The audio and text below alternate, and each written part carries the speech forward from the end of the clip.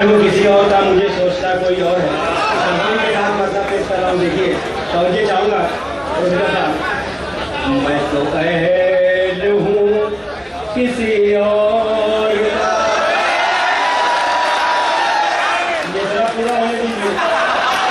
मैं तो अहल हूँ किसी और का, मेरी अहलिया